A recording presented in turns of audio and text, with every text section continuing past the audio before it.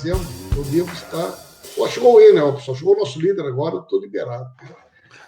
Tudo bem, Paulo? Prazer vê-lo, Pimenta.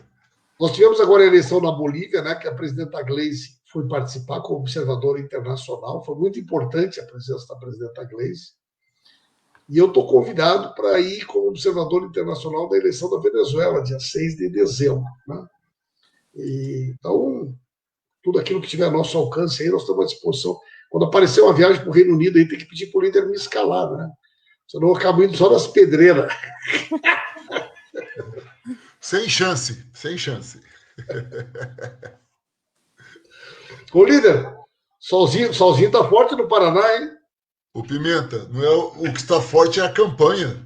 Você também, estou vendo que você está bem bronzeado. Aí a campanha para prefeito e vereador é rua, né? Rapaz, essa mudança da data, a campanha indo para 15 de novembro, ela levou a campanha mais para dentro do verão, né, bicho? Ela ficou mais quente, né, cara? Nós estamos no calorão de rachar. E está, para quem está nos ouvindo aqui, desculpe a falta de educação, né? Aqui é boa tarde, aí é boa noite a todos e todas, mas a campanha está, não sei se o Pimenta falou sobre isso, mas está muito boa. Não o resultado eleitoral que nós não sabemos ainda, mas o clima de recepção da rua. E olha que eu estou falando do Paraná. Eu estou falando de Maringá. Então, a minha cidade é a cidade do Sérgio Moro, para você ter uma ideia. E mesmo assim, a campanha não que a gente vai ganhar, mas que a campanha está boa e a população está nos recebendo muito bem. Está muito gostoso mesmo, está muito bom. Um abraço, pessoal. Presidente, líder, um abraço para ti. Um abraço para você. Um abraço, Pimenta. Prazer vê-lo. Pimenta, um momentinho, antes de sair, eu queria dar um olá. Eu sou a Renê, de Madrid, eu estive no seu gabinete em 2017, durante o 6º Congresso do PT, estive com a que era a coordenadora do núcleo do PT aqui de Madrid. Não sei se você lembra, porque é muita gente, mas fico feliz de revê-lo. Tchau. Obrigado. Pimenta, para dizer que eu sempre digo que o Paraná vai dominar o mundo. A Renê, essa gringa que você está falando aí, é de Maringá, tá bom? Ninguém é perfeito, né? Ninguém é perfeito. Fez movimento estudantil comigo aqui na Universidade Estadual de Maringá.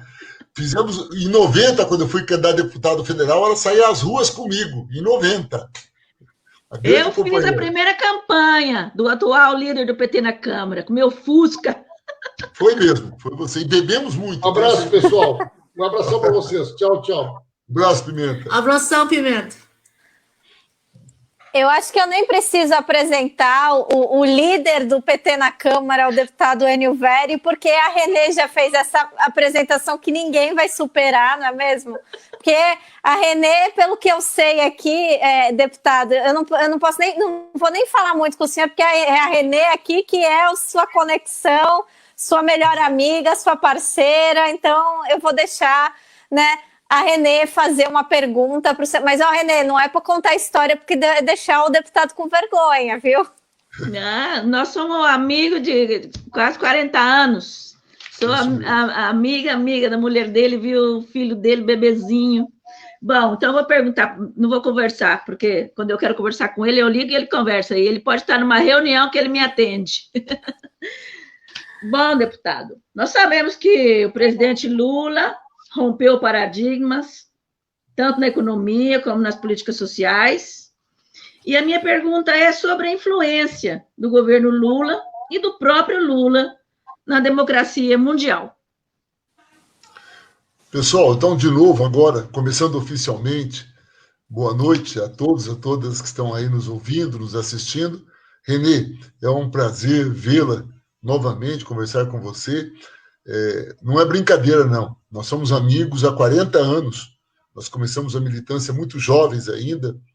E a Renê é da mesma área que a Neuza, minha esposa, que estudaram juntos na universidade. Eu sou da área de economia, então fizemos muita política juntos.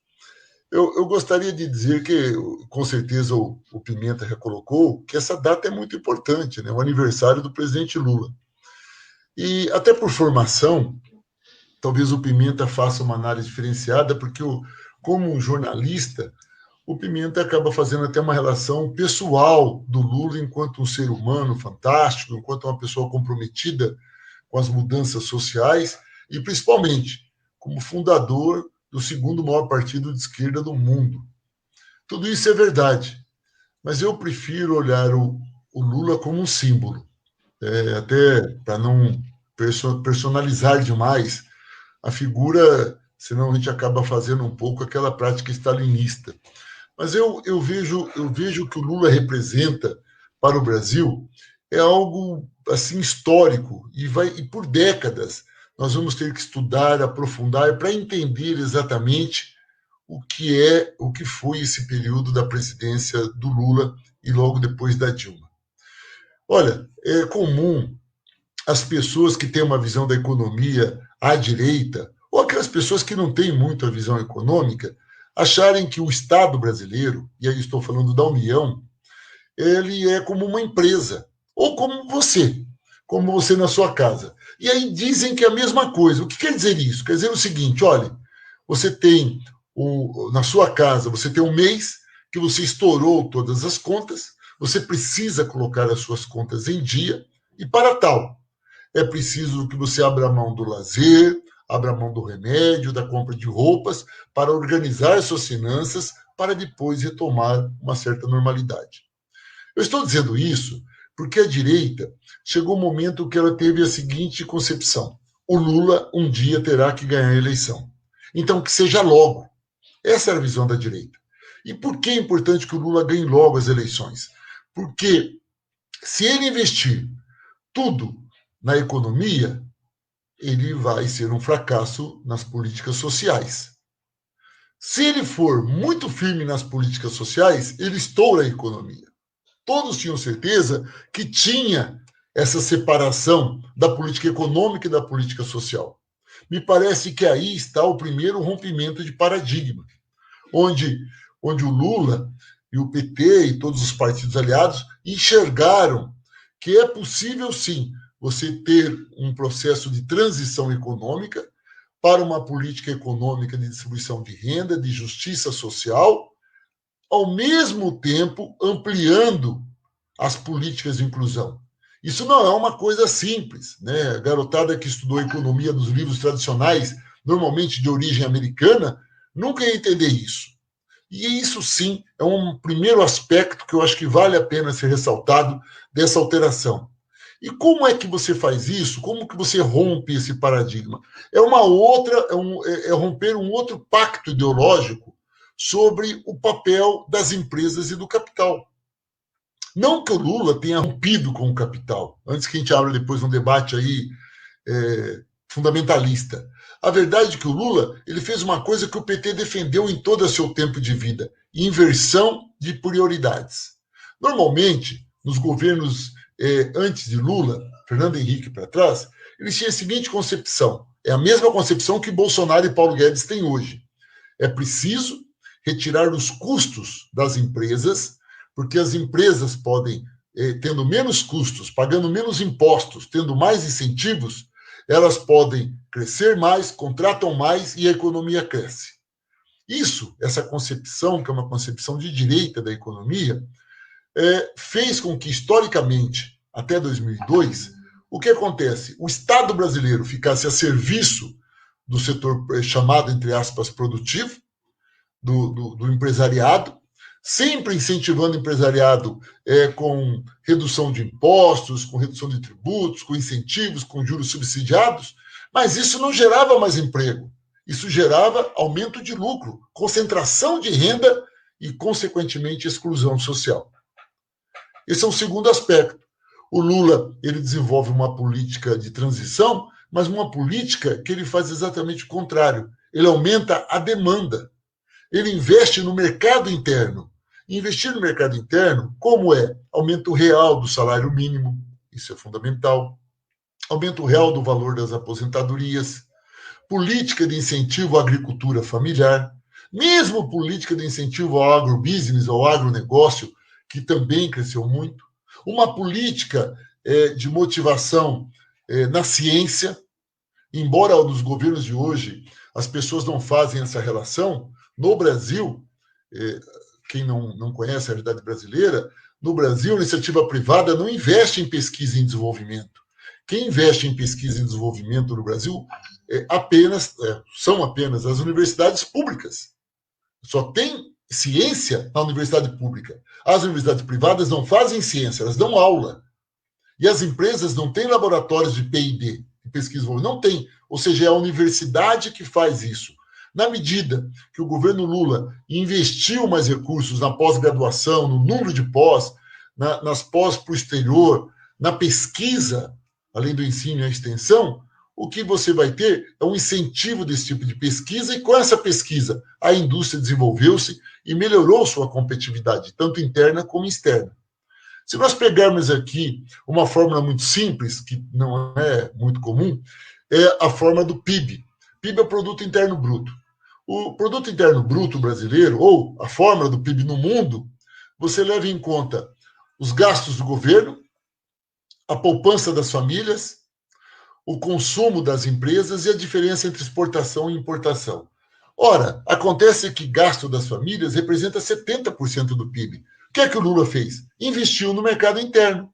Na medida que as pessoas tiveram um aumento real do salário mínimo, uma aposentadoria mais justa, que o Estado, o governo, passou a investir com as obras do PAC, a construir mais universidades, a contratar mais profissionais, a economia, o consumo aumenta, consequentemente o Estado aumenta o seu papel de motivador da economia e a economia passa a crescer de forma fantástica.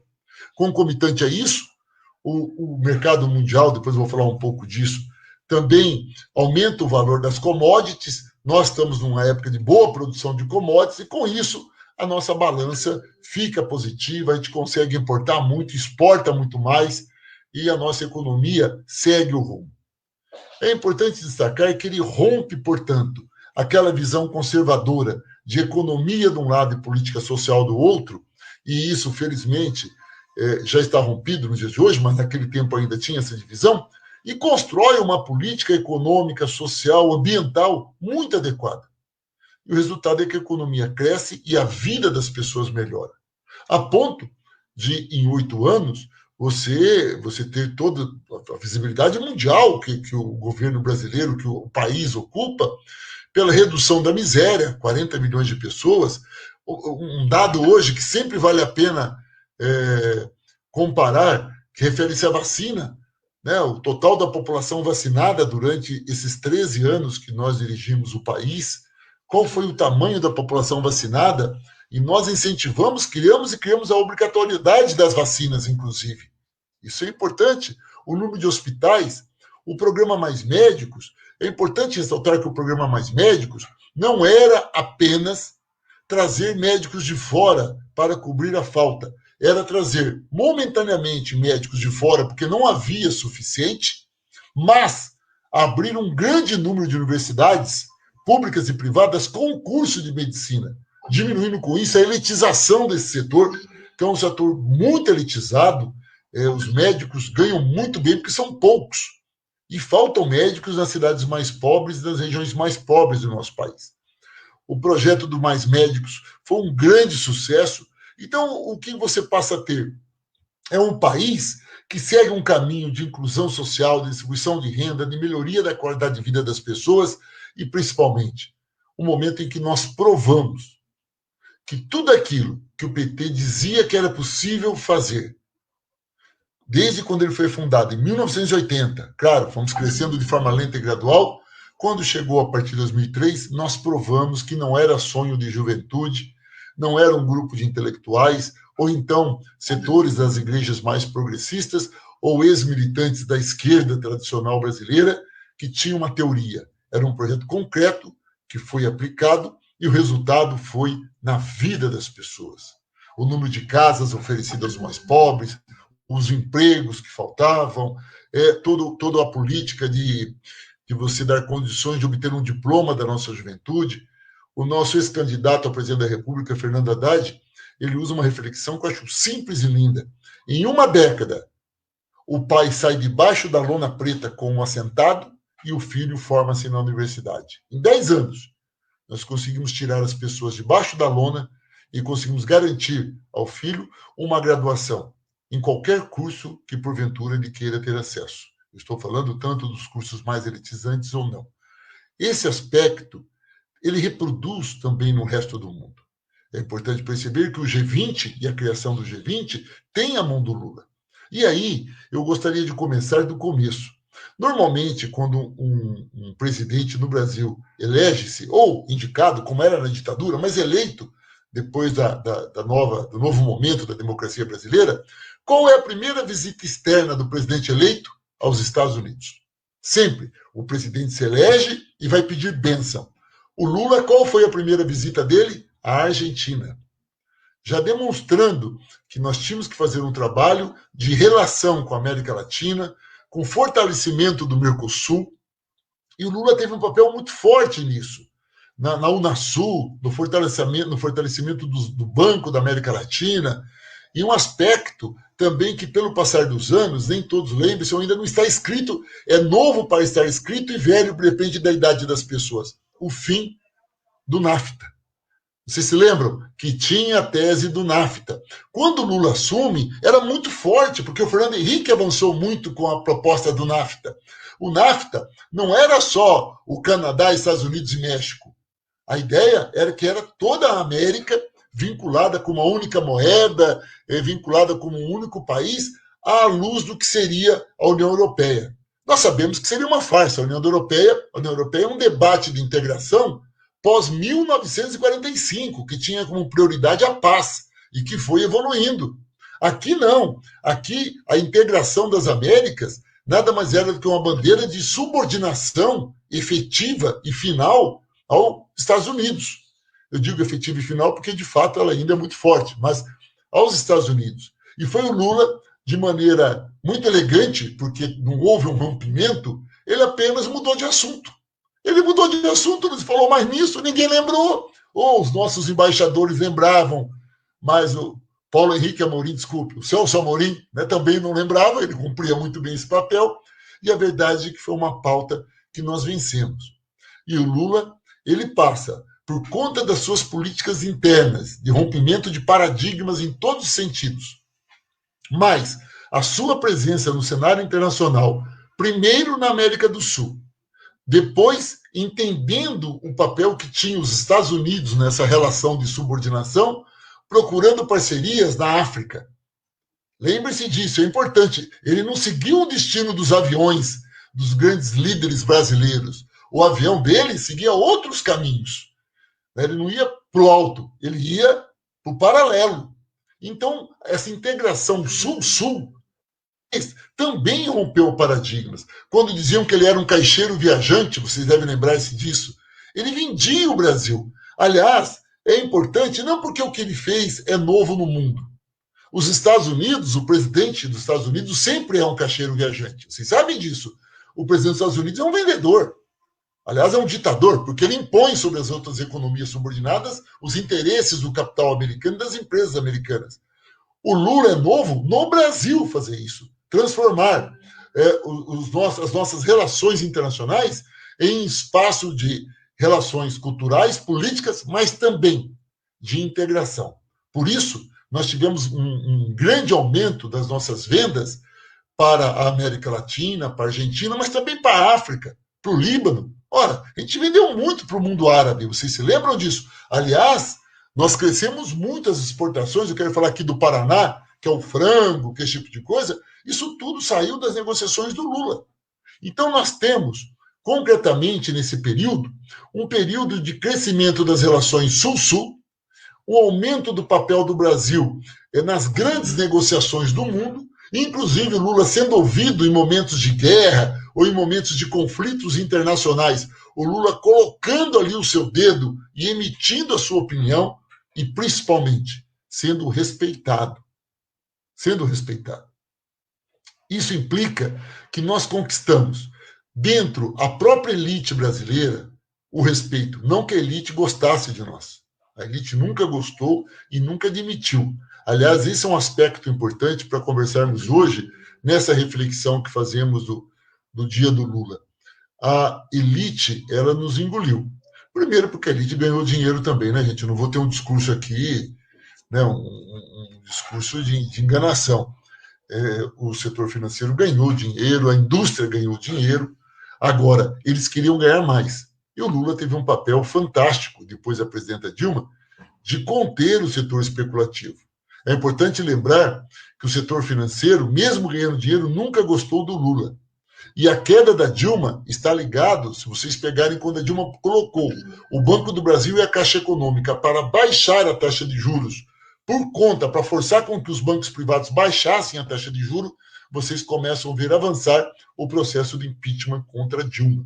Então, a política que nós desenvolvemos foi uma política marcante para a história desse país, nesses 520 anos. Nós marcamos a história, nós provamos que em nosso país tem todas as condições de fazermos um país que tem um tamanho continental geograficamente, mas um país mais justo.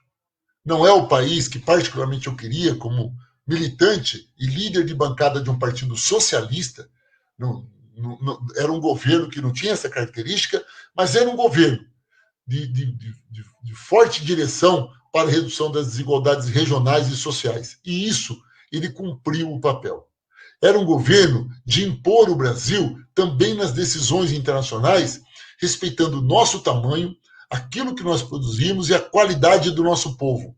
Isso também nós conseguimos. E talvez, por todos esses acertos que nós tivemos, é que tenha ocorrido o golpe aplicado contra Dilma.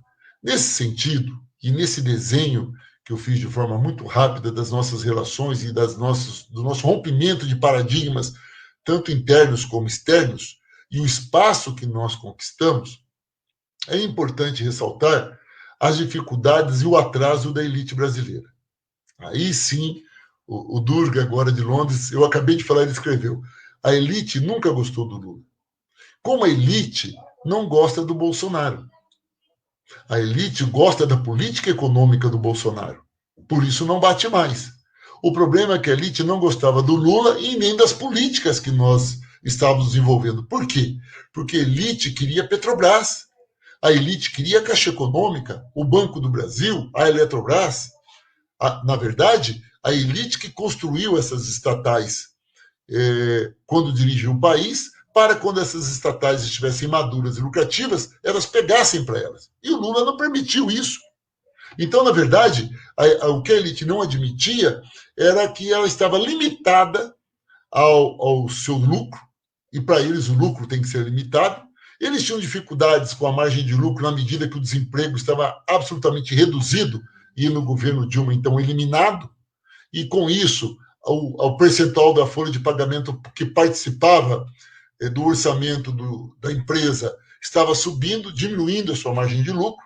Nem eles podiam também baixar os salários porque não tinha mão de obra adequada. Não esqueçam que era um momento que faltavam engenheiros, faltavam profissionais de áreas hoje que, coitados, estão desempregados, como da física, da matemática, da estatística. Naquele momento faltavam esses profissionais. Faltavam, e aí aquele crescimento gigantesco dos institutos federais, das universidades federais, de novos campi, exatamente para atender isso daí. E aí, por não gostar, por não admitir e por querer ganhar mais, é que nós podemos entender todo o processo que houve de marginalização. E aí, eu vou trabalhar de forma muito rápida, porque eu tenho certeza que o Pimenta trabalhou sobre isso, porque ele é um especialista, ele dedicou a liderança, quando ele foi líder nosso da bancada no ano passado, à defesa do Lula. É dentro desse cenário que a gente pode entender o que foi a Operação Lava Jato. Ora, o que foi a Lava Jato? A Lava Jato foi a repercussão política e jurídica do descontentamento da elite. A elite não podia admitir mais tudo isso que o Lula fazia, tinha que destruí-lo. Aí você tem a Operação Lava Jato como um instrumento, junto com os meios de comunicação, destacando aí a TV Globo, como instrumento para ampliar e aumentar as mentiras que a Operação Lava Jato fez, com os exageros que ela cometeu, com desrespeito à Constituição brasileira, que foi gigantesco, mas teve o apoio dos bancos, teve o apoio dos grandes meios de comunicação e teve o apoio do judiciário, se não ao todo, uma boa parte do judiciário. Era preciso destruir Lula e era preciso destruir o PT. Daí o tamanho que a Operação Lava Jato chegou. E, surpreendentemente, hoje, quando Lula completa 75 anos, dos 7 processos contra ele, 6 ele já foi absolvido. E esse, que seria hoje, foi mudada a data, nós não temos dúvida que ele será absolvido. O impeachment da presidenta Dilma, ela foi absolvida. Hoje, em tão pouco tempo, a história já prova que nós estávamos certos e que tudo aquilo foi um golpe. Um golpe onde Sérgio Moro foi um instrumento, foi apenas um instrumento que foi usado. Ele achava que mandava alguma coisa, mas sem dúvida nenhuma, foi ele que criou o Bolsonaro. Foi através das operações que ele desenvolveu a mando dos Estados Unidos que enfraqueceu o PT, que levou o Lula à prisão, que justificou o impeachment e que trouxe o que estamos tendo aí hoje, o Bolsonaro. É inacreditável que depois de 13 anos dirigindo esse país, particularmente, vou dizer a vocês, não sou nenhum otimista, aliás, nenhum economista é otimista, mas é muito triste você ver o que está acontecendo hoje. Eu confesso a vocês até que achava que teria um limite, que nós íamos dirigir o país, sei lá, por 16 anos, talvez 20, mas tem o desgaste da política na democracia, o desgaste de material, isso acontece. E poderia um outro partido ganhar as eleições. Mas não acreditaria que haveria um retrocesso tão grande, eu não acreditava que teríamos um retrocesso tão grande como temos hoje. O retrocesso é gigantesco em todos os aspectos. O líder do governo do Bolsonaro, o deputado federal Ricardo Barros, que infelizmente também é aqui da minha cidade de Maringá, no Paraná, defendendo que se mude a Constituição brasileira. Hoje ele está defendendo isso na imprensa. Talvez movido pelos ventos do Chile. Ocorre que a temperatura no Brasil, a situação política no Brasil é tal que se houver uma nova constituinte, não sobrará mais direito para os trabalhadores, o Estado brasileiro será destruído. A Constituição de 1988, que é chamada Constituição Cidadã, a cada dia é tirado um pedacinho dela. A cada dia ela é esquartejada. E nós estamos muito próximos. Se o Bolsonaro chamar esse debate, caso isso seja aprovado, vai sobrar muito pouco dos direitos dos trabalhadores, vai sobrar muito pouco daquilo que possa defender a nossa população. Nesse sentido, o que estamos precisando, de fato, nesse dia, no dia do Lula, do seu aniversário, ao mesmo tempo que desejamos a ele muita energia, muita vida, para continuar sendo essa liderança que ele é, ao mesmo tempo que torcemos para que tudo isso faça dele, que ele seja absolvido, e quem sabe em 2022 possamos tê-lo candidato a presidente da República, sonho com isso, seria fantástico. É preciso lembrar que temos 2 anos pela frente. E nesses 2 anos, para quem vota ainda no Brasil, ou que se tem brasileiros assistindo, é fundamental. Nós temos que eleger prefeitos e prefeitas, vereadoras e vereadores do PT. Por quê? Porque para ter o segundo gol é preciso o primeiro. E o primeiro gol passa por termos uma boa bancada de vereadores e vereadoras, um bom número de prefeitos e prefeitas, claro que em especial nas grandes cidades, para que possamos continuar desenvolvendo as políticas que Lula desenvolveu e, principalmente, criar as condições objetivas para, em 2022, retomarmos a direção desse país e levá-lo a um país mais justo, mais igualitário e fraterno. Creio nisso, acredito no povo brasileiro e não tem mentira que dure para sempre. A farsa que é Bolsonaro, ele não vai resistir. Hoje, Bolsonaro resiste porque ele ficou mudo. Percebam isso. Quando ele viu que seus filhos estavam ameaçados de ir para a cadeia, ele calou-se. Mas ele não vai resistir a tudo isso. Não vai, e quando acontecer a próxima vez, o povo estará esperto e a mudança será inevitável. Por isso, eu encerro aqui, me coloco à disposição de vocês para alguma pergunta, com um único grito. O grito de parabéns ao Lula, viva o Brasil, viva o povo brasileiro e, principalmente, internacionalizando esse grito. A classe operária é internacional. Grande abraço para vocês.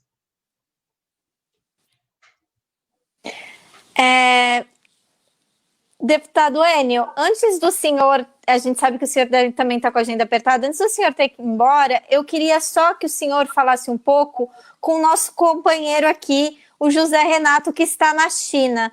Nós sabemos que a oposição, principalmente a bancada do PT, tem feito um trabalho de confronto diante de todas essas desses horrores que o Bolsonaro tem feito em relação à China. Não só colocações racistas, mas colocações que podem colocar os negócios que o Brasil tem com a China a perder, né? Não só uma relação econômica, mas também uma relação diplomática. Então eu vou passar a palavra aqui ao nosso companheiro José Renato, que ele deve ter muito para falar com o senhor.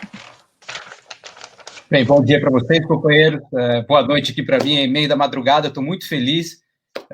A fala do nosso companheiro aí, Enio, não, me encheu a cabeça. Realmente está bem na linha do que eu queria dialogar contigo.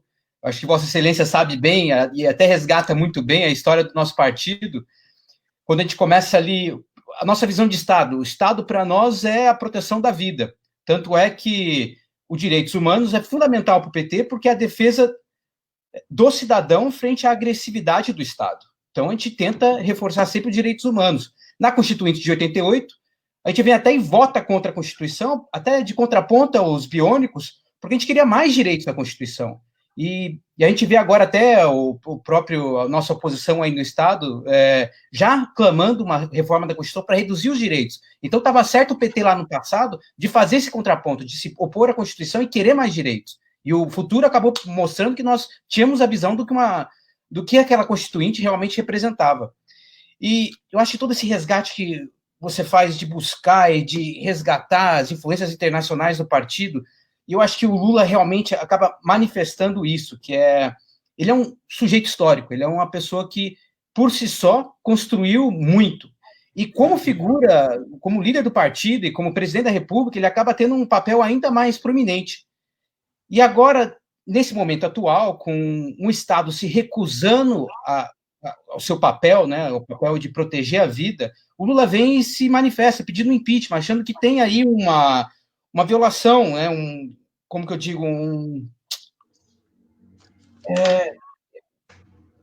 o Bolsonaro ele tá cometendo um crime de responsabilidade, ele está se recusando a proteger a vida, que é um direito fundamental, que é o dever do Estado de proteger a vida, ao não comprar as vacinas. Vacinas as quais, na China, não é o foco do combate ao Covid. Existe uma série de políticas que estão sendo combinadas para combater o vírus. A vacina é uma dessas frentes. As quarentenas são outras frentes. Os testes de massa são outras. Por exemplo, no último final de semana, 2 cidades foram totalmente testadas, Tatigal e Castigar. Juntas, são 16 milhões de pessoas sendo testadas. No Brasil, hoje, no país todo, são 18 milhões de pessoas que foram testadas. Então, existe esse Estado que vai abandonando. E a gente vê lá do Mensalão, e agora também com a Lava Jato, como os golpes vêm por dentro do Estado. Então, nós do partido estamos sempre disputando o governo e o Estado acaba sempre na mão de uma burguesia, de um grupo, seja ele o militar, seja ele o judiciário. Então, a gente fica sempre refém de fazer esse trabalho que foi aqueles 10 anos de glória, aqueles 13 anos do PT que construíram, que tiraram o povo da pobreza, mas o Estado segue na mão deles. A mídia estável, o judiciário esperando o momento de agir, aí está o Lula com seu aniversário sendo totalmente prejudicado. Então, eu queria entender na sua visão, como é que o partido consegue combater o Estado, disputar o Estado? Na China, existe uma disputa política, existem 8 partidos dentro do Partido Comunista, existe um diálogo, existe uma guerra fratricida entre eles para poder chegar ao poder, mas isso acontece fora do Estado. Dentro do Estado, a política é determinada e corre numa plataforma. A própria Espanha e a Inglaterra teve um Estado um pouco prejudicado também no combate ao Covid. Então, eu queria entender da sua parte, como líder do governo, como é que a gente está disputando o Estado com o governo? Natália, me parece que, antes de eu responder, me parece que a Maria Dantas está com pouco tempo. Você quer deixar? Acho que é importante ouvi-la, depois eu respondo ao Vitor Renato. Sim. Deputada Maria Dantas, muito obrigada pela sua presença. Eu sei quanto você está ocupada. Então, por favor, é um prazer tê-la aqui conosco. É um prazer também. Vocês estão me ouvindo? Sim. Ok, é um prazer. Eu não poderia de forma nenhuma deixar de aparecer nesse vídeo. Estou aqui no meio da plenária, eu saí um momento aqui no Congresso de Deputados aqui em Madrid, mas eu não podia deixar de mandar o meu abraço para o companheiro Lula e que Estamos agora passando por processos civilizatórios na nossa Biala, na nossa América Latina, meio com Bolívia e agora com Chile. Esperamos que muito em breve no Brasil. E desde aqui de Madrid, no Congresso dos Deputados, nós temos aqui 52 cadeiras de personagens fascistoides, mas continuamos aqui a luta da classe trabalhadora, das pessoas migrantes, contra o racismo, contra todos os processos reacionários. E mando um abraço imenso para todo mundo dos comitês, para todos os meus e as minhas amigas do Partido dos Trabalhadores. Agora, infelizmente, eu vou ter que votar, porque a gente vai ter que votar e a gente está no meio do debate. Beijo enorme, Lula. Vida larga, vida longa para você, Lula. Muito obrigada, deputada, e obrigada por lutar contra o fascismo, porque é uma luta mundial, não é mesmo? Então, muito obrigada e força e boa luta para você aí. Obrigada, nossa Maria. Você é nosso orgulho, Maria, aqui na Espanha. Obrigada, você é nosso orgulho. Bora, Vox. Obrigada. Bora, Bolsonaro. Obrigada, Maria. Eu Te também, amamos. Muito obrigada. Tchau. Obrigado. Tchau. Retomo agora, Natália? Isso, pode retomar, deputado, Olha, por favor. O que o José Renato coloca é uma coisa importante. Só lembrar você, Zé Renato, que você me chamou de excelência. Entre nós do PT não existe isso, tá? O termo de excelência é a direita que usa. Nós somos companheiros, então é Enio. O meu nome é Enio. Primeiro, você pegou a essência. Tá? O debate hoje no Brasil é o papel do Estado. É o papel do Estado. Aliás, o que muda, a essência da grande briga com a direita e com a esquerda é a partir do Estado. Claro que nós temos a questão dos valores éticos, o respeito ao ser humano, respeito às minorias. Tudo isso para nós é muito importante. Mas o que é que acontece? Num país do tamanho do Brasil, o Estado ele é o único instrumento que pode reduzir desigualdade regional e social. Não há como você deixar para o mercado reduzir desigualdade regional e social. É impossível. Muito bem. E como é que o Estado faz isso? Através das estatais. Então, quando você vê o governo Bolsonaro defendendo a venda da Caixa Econômica, a venda do Banco do Brasil, agora o próprio Supremo Tribunal Federal aprovou a divisão da Petrobras e a venda dela por partes, que nós chamamos aqui, o termo que usamos é esquartejamento da Petrobras. O que você está fazendo? Você está reduzindo, ao eliminar as estatais, você reduz o papel do Estado enquanto grande instrumento de atendimento à população mais pobre. Por isso, o governo, todo governo liberal, neoliberal, é um governo elitista, porque ele concentra a riqueza e amplia a pobreza. E nós estamos vivendo isso de forma muito forte. O debate da reforma da Constituição nada mais é do que isso, é a destruição do que sobrou do Estado. E, depois do golpe aplicado contra Dilma, para cá, todo mês aparece uma proposta de emenda à Constituição, uma PEC, para reduzir algum direito da população. Nesse sentido, nós sempre defendemos o papel muito baseado na visão de Estado do historiador, do filósofo marxista Antônio Gramsci. O Gramsci tem um papel muito importante dentro do pensamento petista, no que se refere ao Estado ampliado. Aquele Estado que ele é ampliado, ele entra na vida das pessoas, como nós fizemos nos 13 anos de governo. Ou seja, o que fizemos nos 13 anos de governo foi ampliar o papel do Estado e reduzir a miséria, e ouvir a população, que é uma questão que eu não citei, e corro o risco de ficar muito economicista, mas quantos congressos, quantos eventos na saúde, na agricultura familiar, com mulheres, da comunicação, pela democratização da comunicação. Erramos alguns, acertamos outros, mas a população participou e mudamos muito. Nesse sentido, é que o governo Bolsonaro ele elimina isso. Esse é um primeiro aspecto. E nós não podemos esquecer que Bolsonaro é negacionista. Então, fica com ele no governo quem ou pensa como ele ou se submete a ele. É o caso do Pazuello, que é o ministro da Saúde.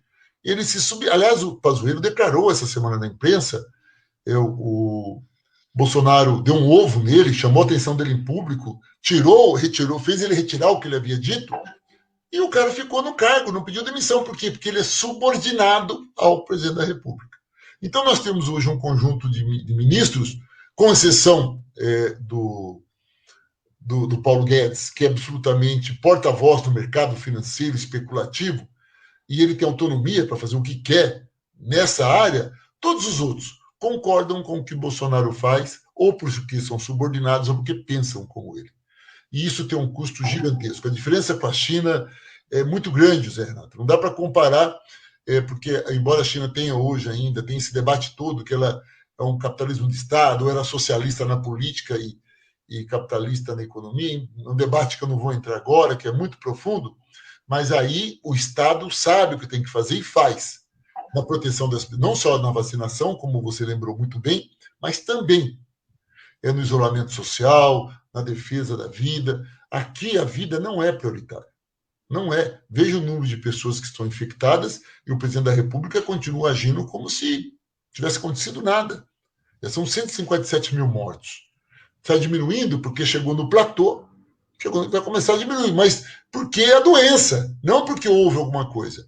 E aqui no Brasil, eu não sei se você tem acompanhado de perto, o grande mérito aqui são dos governadores e prefeitos.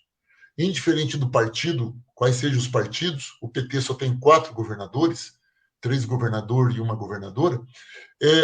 Os governadores têm trabalhado muito, estão muito endividados, mas têm feito um trabalho muito bonito de proteção. Essa é a verdade. Têm feito um trabalho bonito, tem que ser respeitado, indiferente do partido, e estão fazendo um trabalho certo. Que se dependesse do presidente da República ou do Estado, aí sim você ia ver que não ia sobrar nada do povo. Aí sim seria um genocídio. E, por fim, nós vamos entrar com mais um pedido de impeachment. Vai chegar nos 60, né? Nós estamos montando um por conta das vacinas, que ele diz que não precisa, e essas besteiras que ele fala. Então, o que nós estamos fazendo agora é entrando com mais um pedido de impeachment contra ele, em todos os partidos de oposição, exatamente pela manifestação dele, pela indiferença que ele está tendo em relação às vacinas. E as vacinas são determinantes em qualquer parte do mundo, em especial aqui. Então, rapidamente era isso, gente. Eu vou ter que pedir desculpas para vocês, mas eu estou à disposição, uma outra oportunidade que vocês precisarem, acharem que eu posso contribuir nesse debate. Contem comigo, não só comigo, a nossa bancada é composta, aumentou um deputado agora, foi cassado um deputado de outro partido, e vai vir o deputado Léo.